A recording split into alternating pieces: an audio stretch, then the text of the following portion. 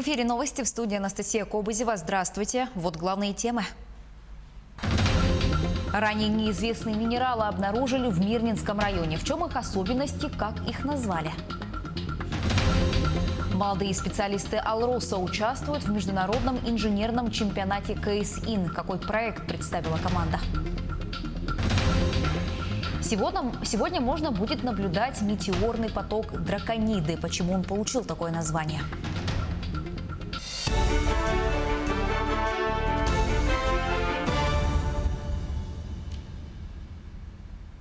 Глава Якутии Айсан Николаев накануне обратился к жителям республики с призывом осознанно относиться к ситуации с распространением коронавирусной инфекции. Он подчеркнул, что только таким образом удастся не допустить тяжелых последствий для экономики и сохранить человеческие жизни. Глава региона отметил, что якутяне должны ясно и трезво понимать риски, не впадать в панику, но и не игнорировать опасность. Но если динамика заболеваемости будет расти дальше, особенно в городе Якутске, здравоохранение будет испытывать колоссальные перегрузки. Это, конечно же, негативно скажется на здоровье всех людей, ведь сегодня уже 40% всех врачей республики лечат только коронавирусных больных, а люди болеют и другими болезнями, и тоже нуждаются во врачебной помощи. К сожалению, коронавирусом болеет много людей пожилого возраста, часто в очень тяжелой форме. Они подолгу лечатся в стационарах, находятся в реанимационных отделениях. Но многие из нас забыли о риске для пожилых, о том, что режим самоизоляции для людей старше 65 лет сохраняется. Им все так же предоставляются больничные, возможность работать дистанционно или взять отпуск. Самоизоляции им будут помогать волонтеры, а все мы должны перестать подвергать старшее поколение риску, ограничить посещение, не устраивать праздников и юбилеев. Большинство заболевших коронавирусом в Якутии выявляют при контактах на работе. Об этом заявила заместитель руководителя оперативного штаба республики Ольга Балабкина. Она напомнила, что в учреждениях, где это возможно, должен быть организован удаленный режим. В предприятиях с очным принципом работы должны соблюдаться все меры. Большая ответственность также лежит на руководителях школ и детских садов. Традиционная и другие формы обучения должны соответствовать всем санитарно-эпидемиологическим требованиям. Напомним, вчера оперштаб Якутии заявил о 100 заболевших коронавирусом в регионе. К другим темам президент России Владимир Путин считает, что ему удалось сохранить человеческие качества, находясь у власти. Об этом он заявил во время интервью информагентству ТАСС в рамках спецпроекта «20 вопросов Владимиру Путину». Также лидер государства рассказал о личном, о родителях, детях, внуках и досуге. По словам Путина, для своих внуков президент сейчас является авторитетом и рад общению с ним. Самой большой потерей за последние 20 лет лидер страны считает уход из жизни родителей. Помимо этого, президент поделился тем, как проводит свой досуг. Так, последние 2 дня свое свободное время Путин провел за игрой в хоккей. Напомню, вчера президенту России Владимиру Путину исполнилось 68 лет. Сильно изменились? Я? Да. Вот, знаете, мои друзья, которых я знаю еще со школы, с университета, со школы меньше же осталось так, а с университета, вот говорят, что я практически не поменялся. Им виднее со стороны. И мне бы тоже хотелось особенно не терять, вот, знаете, человеческих качеств. Потому что здесь иногда такое ощущение, что из человека превращаешься в функцию. Да.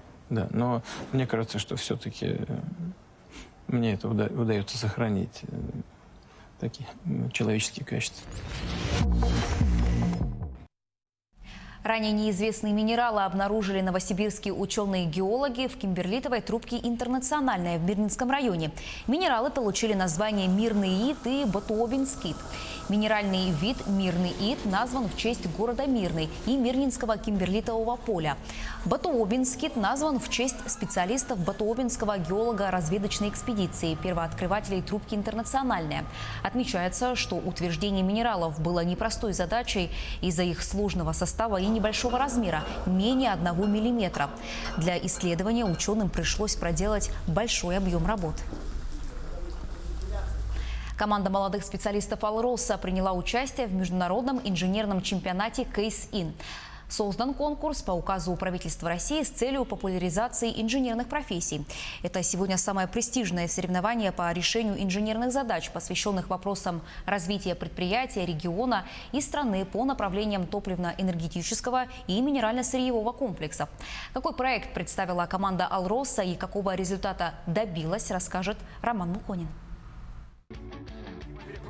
Чемпионат Кейсин на сегодня – самая продвинутая площадка по выявлению талантливой молодежи. Не случайно в проекте участвуют десятки крупных компаний. А в этом году «Алроса» в осеннем кубке молодых специалистов представляли две команды. Участие молодых специалистов в данном чемпионате позволяет выявить талантливых молодых ребят, которые способны к решению творческих инженерных задач, а также позволяет популяризировать бренд компании «Алроса» среди молодежи. В этот раз одну из команд «Алроса» ждал успех. Она представила проект создания фонда для продвижения стартапов. Фонд может быть учрежден совместно с муниципальными и частными образованиями и будет призван поддерживать начинания талантливых людей по созданию быстрых и эффективных методов или проектов решения текущих проблем. Жюри это понравилось, и их признали лучшими, пропустив финал. Мы не создаем космический корабль, который там возможен через 200 лет только, а то есть, что мы даем реальную идею, которая при доработке, при еще более конкретные расчеты экономики, возможно для реализации. Во время работы над проектом молодым специалистам компании из разных сфер производства приходилось постигать вещи, ранее для них неизвестные. Но в процессе общения каждый обогащал друг друга знаниями, и через обсуждение рождались идеи, применимые для жизни. А полученные результаты заставляли по-новому взглянуть на привычные вещи.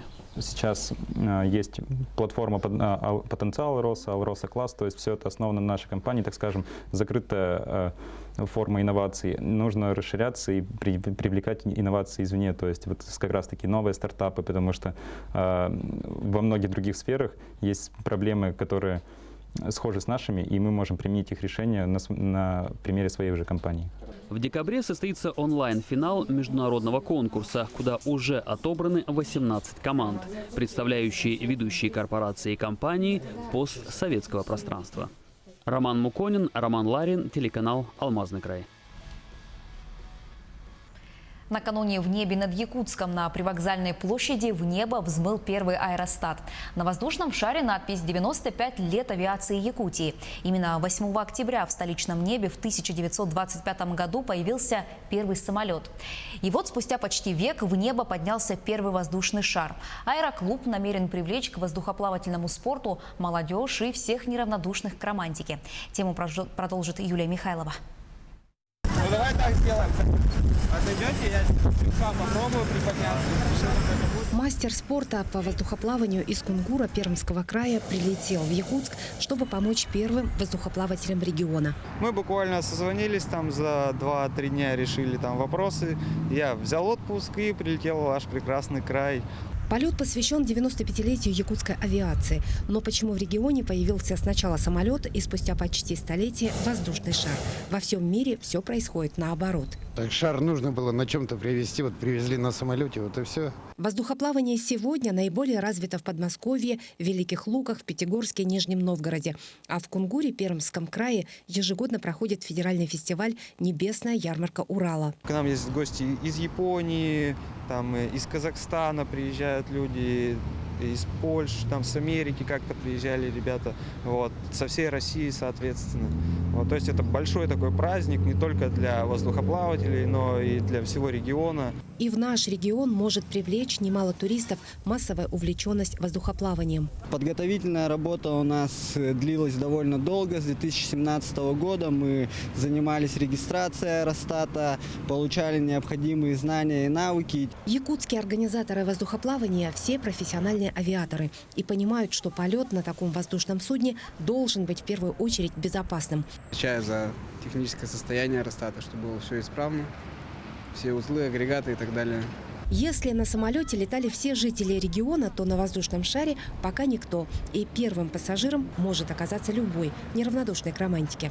Хотел бы прокатиться на воздушном шаре, да. Полет – это же прекрасно.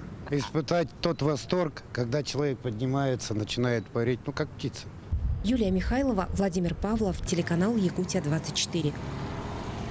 Метеорный поток Дракониды достигнет своего максимума сегодня днем и будет заметен в вечернем небе. Скорость потока составит 10-20 метеоров в час. Об этом сообщили в пресс-службе Московского планетария. Метеорный поток Дракониды наблюдается каждый год с 6 по 10 октября. Он называется так, потому что точка, из которой визуально вылетают метеоры, находится в созвездии Дракон. К этой минуте у меня пока вся информация. Не переключайтесь.